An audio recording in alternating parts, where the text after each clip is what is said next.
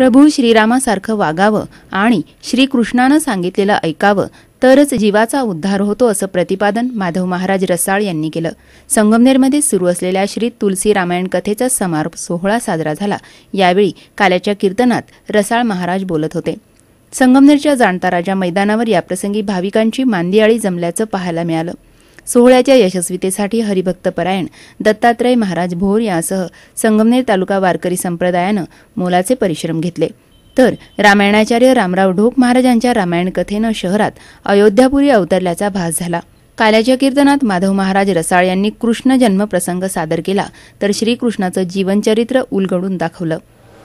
रामासारखं वागावं आणि कृष्णानं सांगितलेलं ऐकावं, त्याच्या लीलांचं वर्णन मनोरंजनात्मक आहे, लक्षात ठेवावं। फक्त करण्याच्या भानगडीत पडायचं। कृष्णासारखं जर वागायचं ठरवलं ना, कुत्र्यावानी मार खावा लागेल। एखादा बावळट म्हणतो कृष्णानं ज्यादा बायका केल्या, तुझ्या काय बापाचा पोटाचा? त्याने केल्या कशा, सांभाळल्या कशा, कशी सगळ्यांना रेशन कार्ड काढून दिली असतील, आधार कार्ड एकट्याचे किती मशनी वापरले असतील विचार। पण केले ते वारेवर सोडून नाही दिल्या, सगळ्या जणींना महाल बांधून ठेवलं। तेव्हा भागवतामध्ये वर्णन आलेलं आहे। 16,108 बायका परमात्म्याने केल्या। या 16,108 बायका म्हणजे नेमक्या कोण? एवढं डीप मध्ये काही कोणी सांगत बसत नाही, आपलं मी चालता चालता सांगून जातो तुम्हाला। 16,108 बायकांचं गणित ऐका। वेदाचे श्लोक, वेदाचे मंत्र आहेत 1,00,000।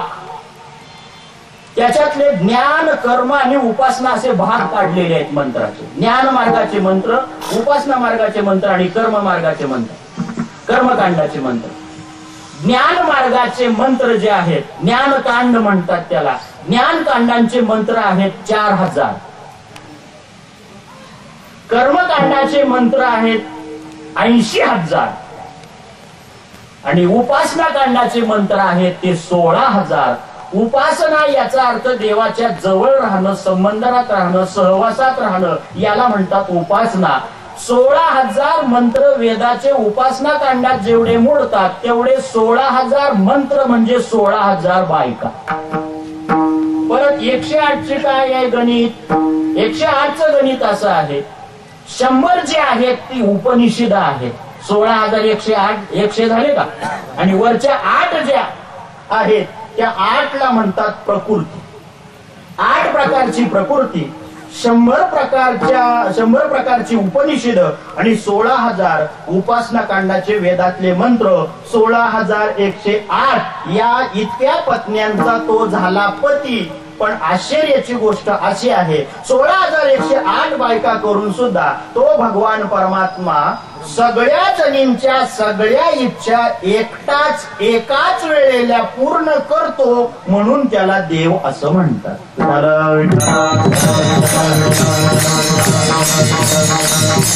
16,108 बायका केल्या म्हणून त्याची कीर्तन करत नाही आम्ही, म्हणून त्याला देव म्हणत नाही कोणी, म्हणून त्याचं चरित्र किंवा पुरुषार्थ त्यात दडलेला नाही। मग कशात दडलेला आहे का? 16,108 केल्या बायका, पण कोणाला कुठल्या कामाला करता पाहिजे? एकटाच बहादर हजर व्हायचा सगळीकडं सगळीकडं सगळ्या। पण कोणाला काय इच्छा होईल निर्माण काय सांगता येत नाही कुठल्या वेळेला। थोडक्यात मॉडिफिकेशनच्या भाषेमध्ये सांगतो तुम्हाला, 16,108 चॅनल आणि एकच रिसिव्हर। कसे चॅनल चालवले असतील इतके? एखादा बावळट म्हणतो मग मी 5-6 बायका करू का? तुला दुसरी कोण देतय?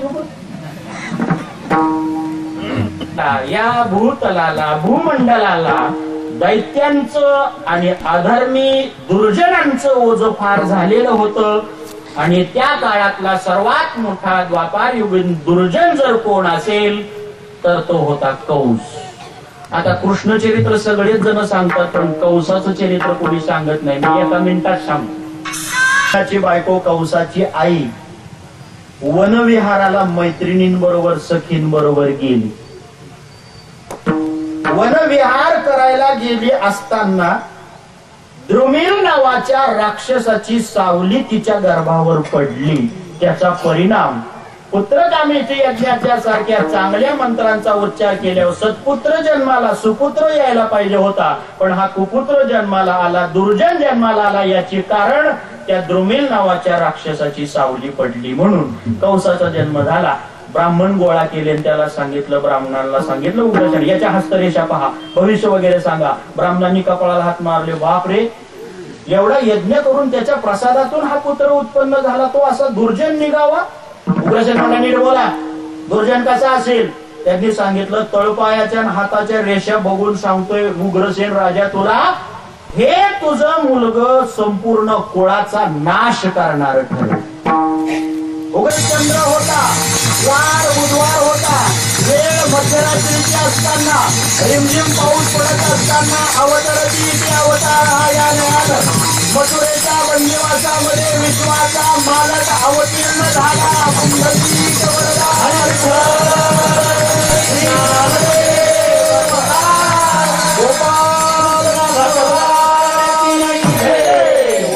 असाच आनंद स्वर्गातल्या देवांना सुद्धा झाला. आणि मथुरेत अवताराला आलेल्या परमात्म्याच्या त्या मथुरेच्या बंदिवासावर पुष्पांचा वर्षाव करून स्तुती गीत देवांनी गायला सुरुवात केली.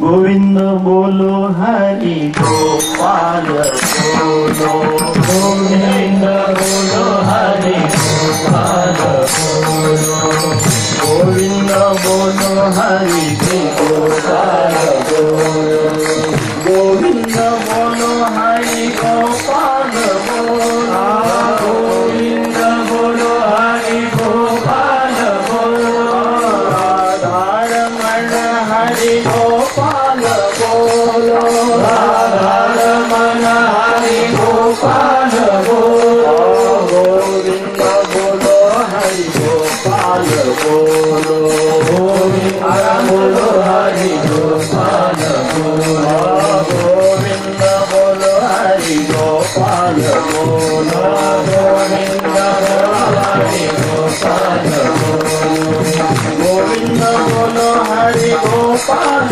बोलो, गोविंद बोलो हरि गोपाल बोलो, राधारमण हरि गोपाल बोलो, राधारमण हरि गोपाल बोलो, गोविंद बोलो हरि गोपाल बोलो, गोविंद बोलो हरि गोपाल बोलो, हरि गोपाल बोलो,